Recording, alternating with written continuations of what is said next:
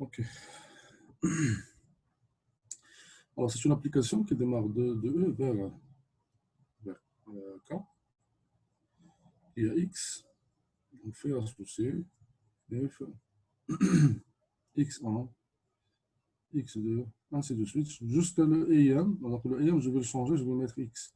Les autres, ça va être XI plus 1, ainsi de suite, jusqu'à XN. Ça veut dire le X, il est situé dans la IM rang, bien IM position. Ça veut dire que les autres sont fixés.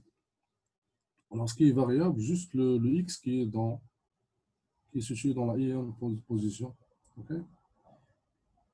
Il faut que ça soit linéaire. C'est-à-dire que FI est linéaire. Linéaire. Ok. Alors, la définition, peut-être j'ai oublié quelque chose. Donc, on dit que F, bon, c'est une application qui démarre d'un produit cartésien. Ça veut dire que vous avez E croix E n fois vers K, vers le corps de base K, qui a le n-play x1 jusqu'à xn, fait associer f de x1 jusqu'à f de xn. On dit que c'est une forme, là j'ai oublié le détail ici, c'est n linéaire. On utilise le nombre n, forme n linéaire. Pourquoi n? Parce que là j'ai n éléments. On dit que c'est une forme n linéaire, c'est linéaire par rapport à chacune de ces variables. Ça veut dire quoi cette phrase, chacune de ces variables? C'est-à-dire, si on considère la même application, mais qu'est-ce qu'on va faire? Donc, on va fixer les autres variables. On va varier juste la variable qui est située dans la IM position. Alors, ça veut dire que ça va nous donner une application qui démarre de E vers le corps de E vers le corps de base, qui a un élément X, un vecteur X de E, fait associer son image par F. Alors, je vais varier juste la variable qui est située dans la IM position. Les autres sont fixes. Alors, il faut quoi? Il faut que cette application soit linéaire. I est linéaire. Et ça, c'est pour quel que soit I appartenant à N. Ça veut dire, en fait, avec ça, je vais construire N applications. Il faut que ces applications soient linéaires. Et ça, pour quel que soit X1 jusqu'à Xn. Okay. Alors, si on a donc cette situation, donc on parle de forme N linéaire. De toute façon, on verra des exemples pour illustrer ça. Et on note Ln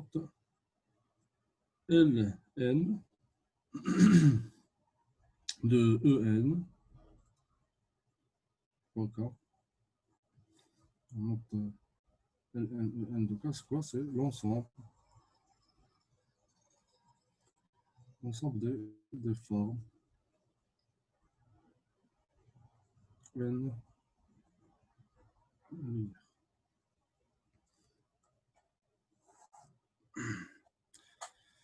Ok, alors on verra d'abord des exemples. Donc, exemple.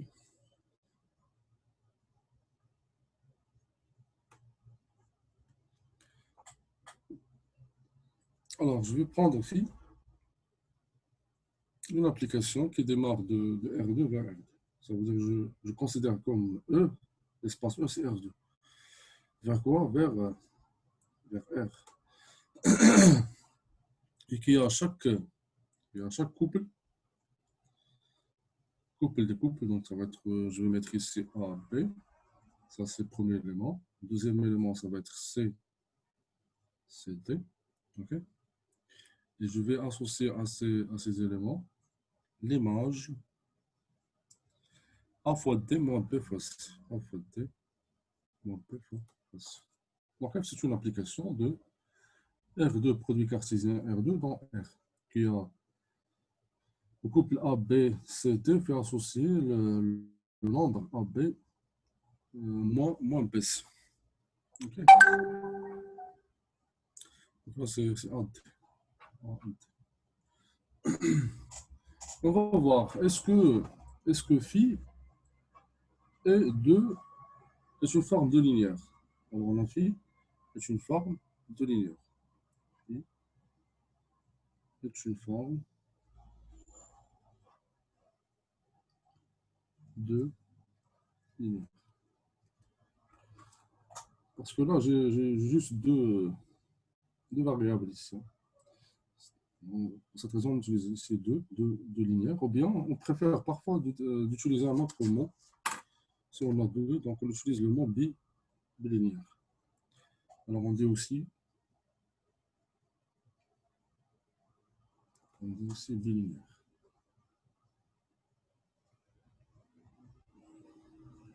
On utilise le mot bilinéaire. Okay. Voilà, donc, pour les vérifier, pourquoi c'est une forme bilinéaire. Donc, il faut donc vérifier la définition. Donc, 2.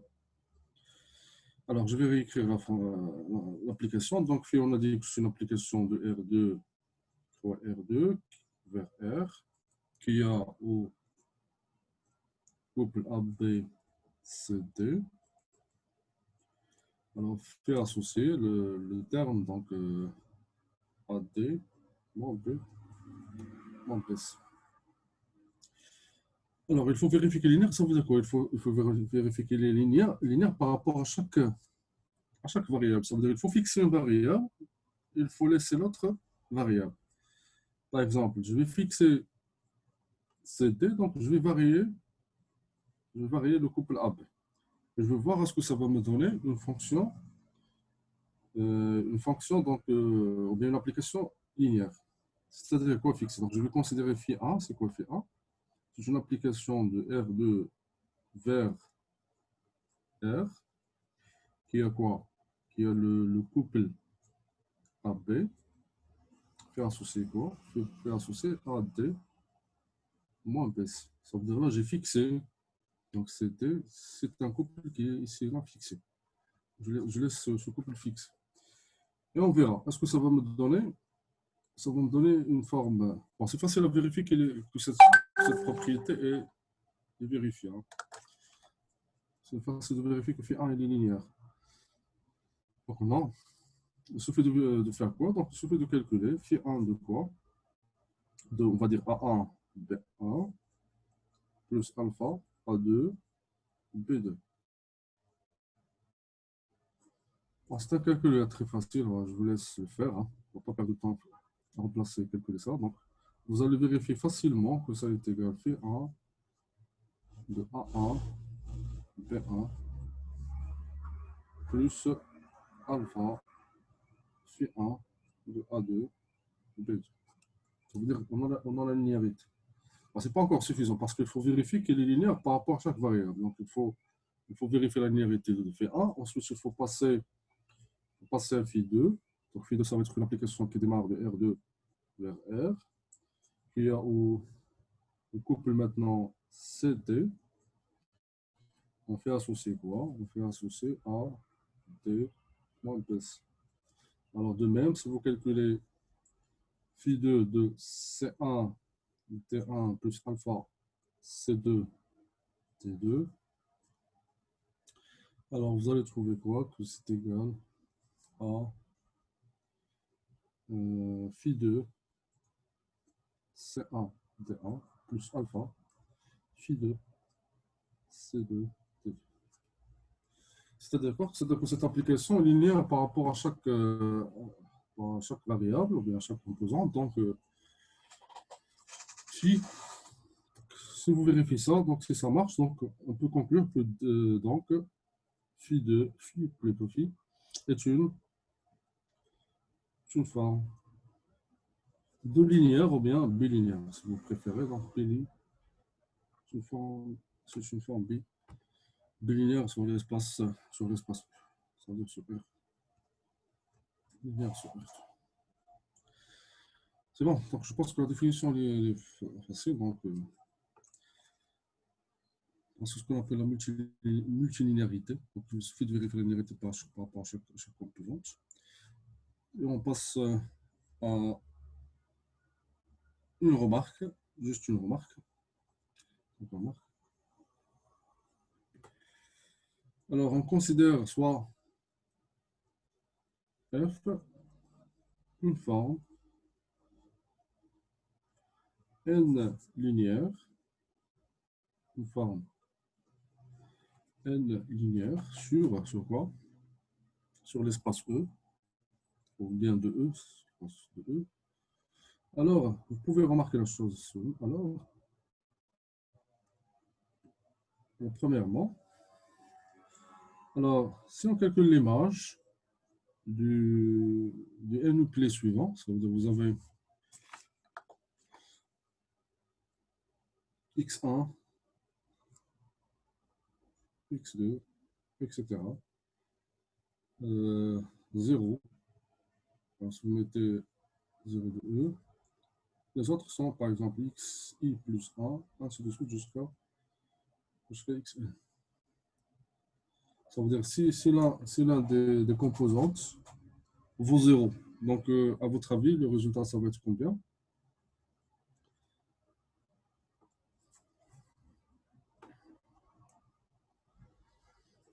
Oui. Alors, si vous me suivez, donc vous me donnez le résultat. Donc, un des composantes vaut 0. Donc, le résultat, ça vaut combien?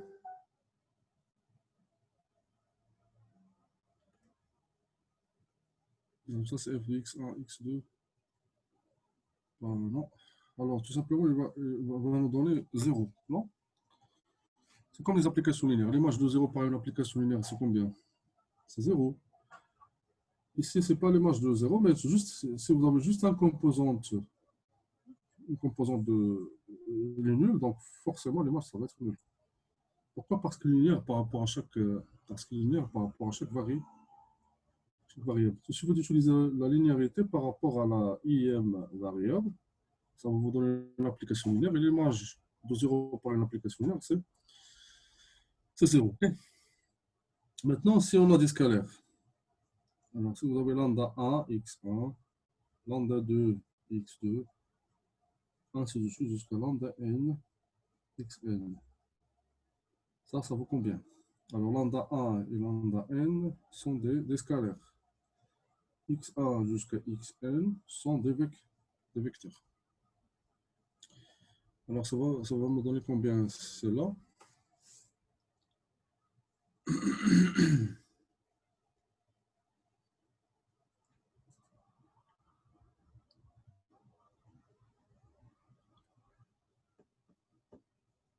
Donc là, si on va utiliser la linéarité par rapport à chaque variable. Si on utilise la linéarité par rapport à la première variable, donc on peut faire sortir le lambda 1. Donc on aura lambda 1 ici. Ce qui va rester, c'est f de x1, lambda 2, x2, etc.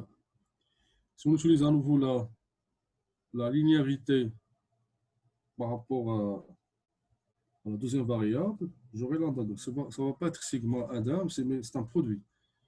Donc lambda 1 fois lambda 2, ainsi de suite jusqu'à lambda n. On applique la linéarité par rapport à chaque variable. Et ce qui va rester à la fin, c'est f de xa jusqu'à x. OK.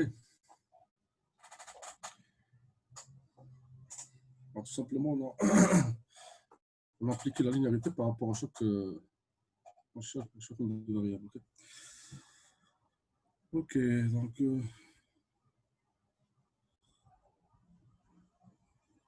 c'est bon.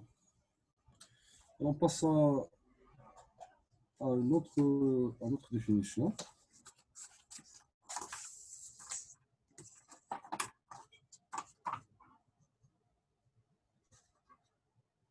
Alors, définition.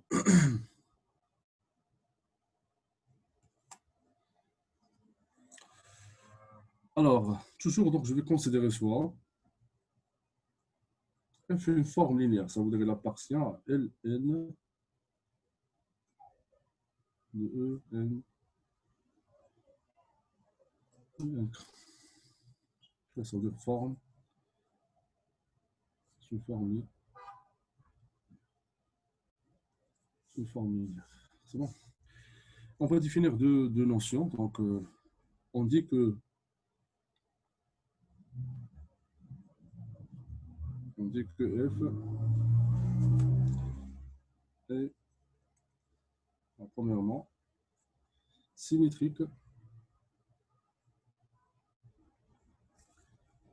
Symétrique si, c'est quoi? On dit qu'il est symétrique si on calcule l'image de f, donc on a par exemple ici, c'est le n-uplet x1, x2 ainsi de suite jusqu'à un certain xi, on continue ainsi jusqu'à un certain xg, et ainsi de suite jusqu'à xn. Alors si on permute ces deux-là, ça veut dire si on met xi à la place de xg, et vice versa, donc on aura la même quantité. Donc ça est égal f de x1, x2, ainsi de suite. Mais au lieu de mettre ici xi, je vais le remplacer par xg. Ainsi de suite. Et au lieu de xg, je vais mettre xi. Bon, j'ai changé tout simplement les emplacements de xi et xg. Alors, si le résultat reste le même, ça veut dire l'application, on a l'égalité entre ça et ça. Donc, on dit que f est symétrique. Et bien sûr, ça doit être vrai pour quel que soit i.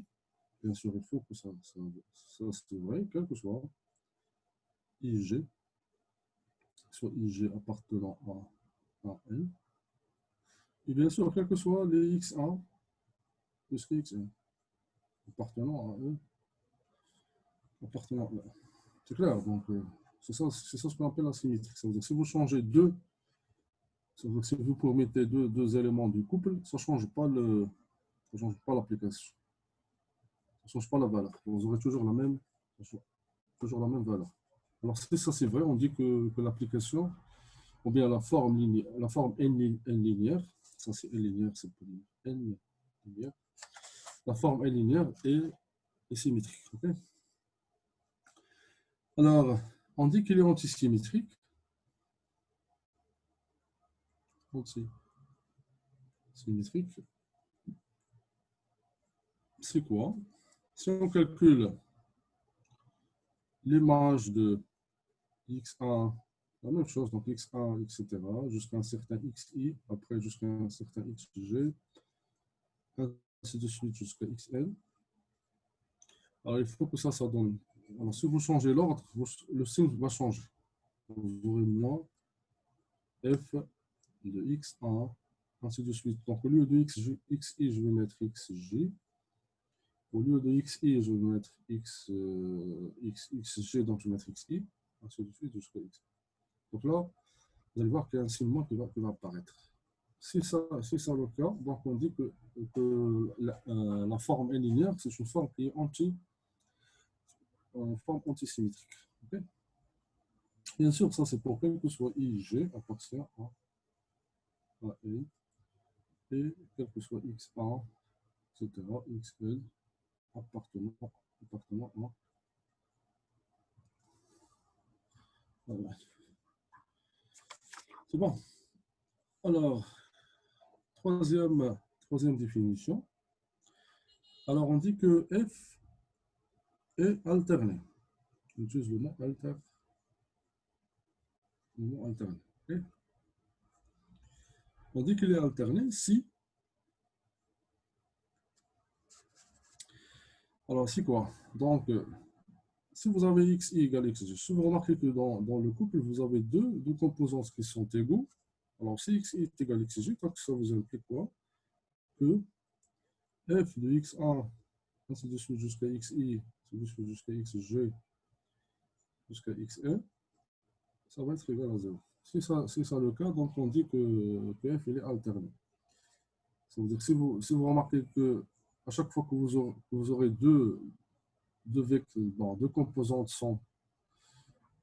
sont égales, donc ça vous donne comme conséquence l'image égale 0, donc la fonction est inter, ou bien la forme linéaire est alterne. Je vais l'écrire entre parenthèses. Alors si x1, c'est-à-dire si le n-uplet x1, xn comporte deux vecteurs bien, deux composantes comportent on va dire deux vecteurs parce que ce sont des composants, ce sont des vecteurs, hein. Deux vecteurs xi, xg identiques. Ok. Donc, si vous remarquez qu'il y a deux éléments ici qui sont identiques, donc vous avez l'égalité, l'image égale 0. Si ça c'est vrai, donc la forme est linéaire est dite intérêt. Ok. Voilà. Donc, pour une forme linéaire, on a défini trois propriétés. C'est symétrique, antisymétrique et altéré. Alors, on va revenir à l'exemple de tout à l'heure. On verra, est-ce que cet exemple de forme linéaire, ou bien ce qu'on appelle forme bilinéaire, est-ce qu'il vérifie l'une de ces trois propriétés? Alors, voilà notre exemple. Cette fille, on a dit que c'est une forme de linéaire, ou bien forme bilinéaire, on a déjà démontré ça. Donc, R2 fois R2 vers R. Qu'est-ce qu'on a? Donc, on a le vecteur AP, deuxième vecteur CD. On lui associe quoi? Donc, A fois D moins P fois C. Okay. Et on sait déjà, on a déjà démontré que c'est une forme qui est bilinéaire. C'est une forme bilinéaire. C'est une forme bilinéaire. Ça, on le sait déjà. Alors, ce qu'on va ajouter ici, donc c'est une forme bilinéaire qui est antisymétrique, alterne. Antisymétrique et elle est alterne. Antisymétrique, alterne. OK? Donc, on va vérifier pourquoi il est antisymétrique, alterne. Bon, vous connaissez qu'est-ce que ça veut dire antisymétrique. On va le rappeler. C'est quoi antisymétrique? Je dis qu'antisymétrique, ça veut dire si vous permettez, vous avez un nuclé, si vous permettez deux éléments, vous allez trouver la même valeur, mais qui est multipliée par un signe. Alterné, ça nous dit quoi? Ça nous dit que si on a un nuclé qui comporte deux vecteurs qui sont identiques, alors normalement, l'image, ça doit être égal à 0. Voilà ce qu'on va vérifier. Oui. Voilà, donc...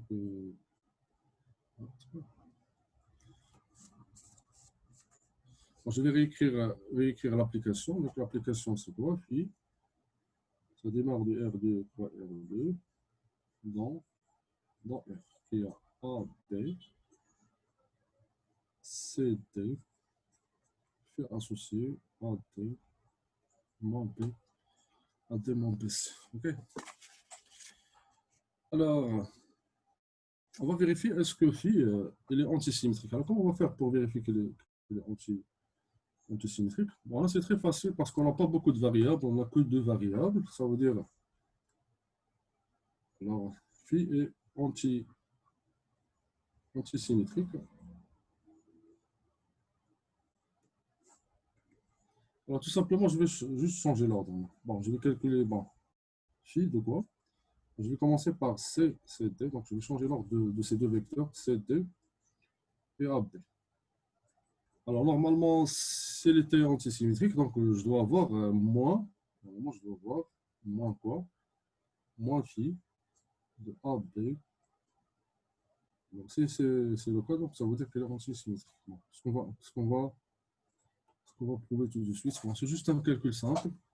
Alors, je vais démarrer comme je l'ai dit, donc de calculer CD fois AB. Alors, ça va me donner combien? L'image de CD, c'est ça, donc CD AB. Alors, il suffit donc de changer les noms parce que ici AB, CD. Il suffit de changer A par C et B par D. Et comme ça vous aurez, voilà, c'est ça, voilà, c'est BC moins AD. Donc vous aurez BC moins AD. Voilà. Et vous allez remarquer que BC moins AD est égal moins AD moins BC. Et moins AD moins BC, c'est exactement l'image de quoi? L'image de AD et 7. Donc, il y a un signe qui apparaît. Et ça, c'est vrai pour quels que soient les vecteurs. Donc, ça veut dire que phi est antisymétrique. Ça veut dire que si vous changez l'ordre des vecteurs, donc il y a un signe qui va apparaître. Okay. Maintenant, on va vérifier l'alternance. Donc, phi est alterné.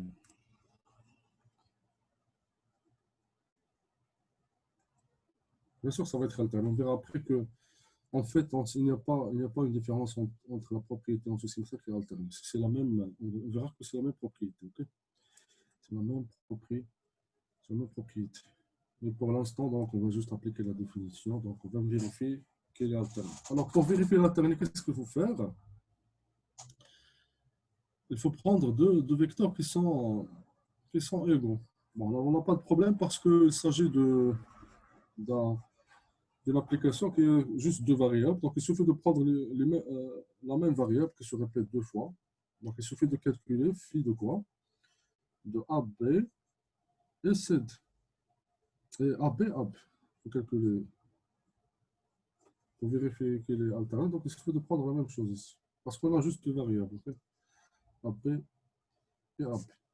Alors, si on applique la propriété, donc on aura A fois B moins A fois B. Et vous avez remarqué que ça vous aide. Donc, effectivement, cette application, elle est interne. C'est bon? Voilà, donc pour vérifier la propriété symétrique, donc je vais vous donner un autre exemple. Mais dans ce cas, on aura la forme linéaire et symétrique.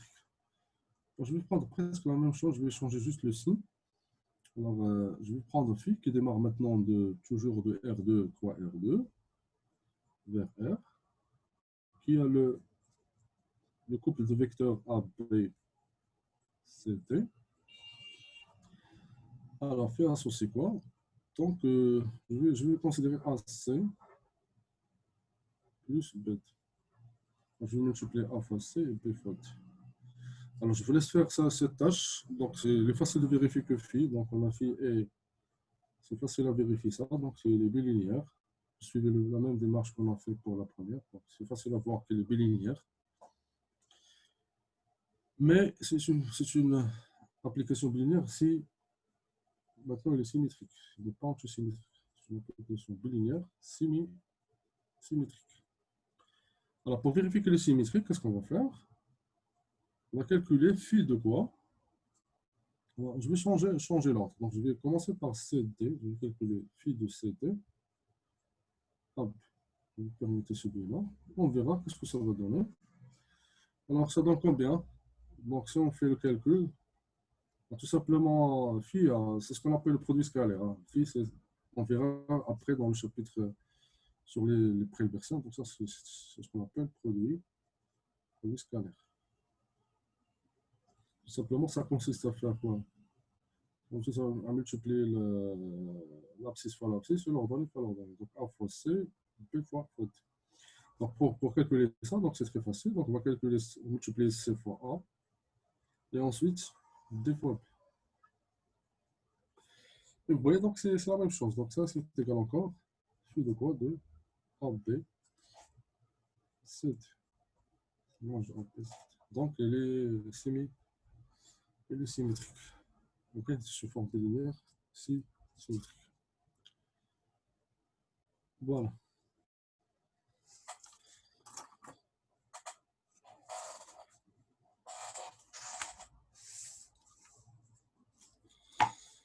Donc, on a compris maintenant qu'est-ce que symétrique, antisymétrique et alterné. Donc, on va passer à une propriété concernant ça. Donc, c'est quoi? C'est que la proposition.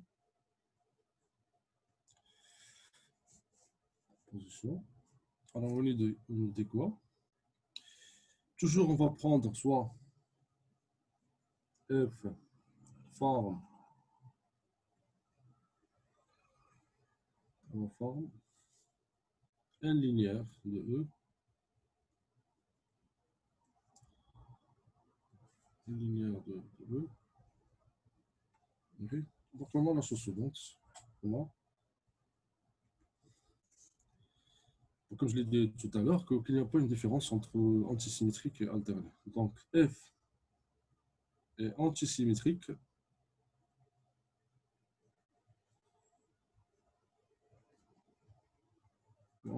équivalente à quoi? Que F est alterné.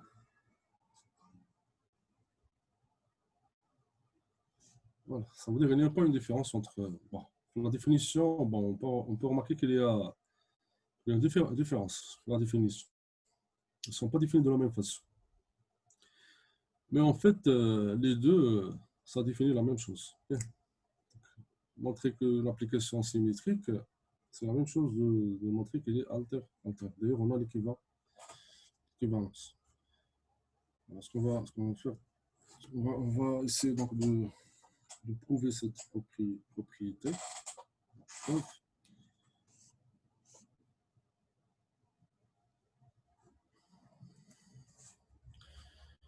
Ok, je pense pas qu'il y a maintenant sur 46 secondes. Bon, je vais expliquer ce qu'on va faire. Alors déjà, je rappelle ce qu'est symétrique. Donc, le symétrique, c'est quoi? C'est-à-dire, si on permet deux éléments, je mets la place celle-là, la place celle-là, bon, ça nous donne quoi? Il y a un signement qui va apparaître. Donc, on aura moins f, x1, etc., xg, x. Et alterner, c'est autre chose. Ça veut dire que si on a deux composantes qui sont égaux, alors on aura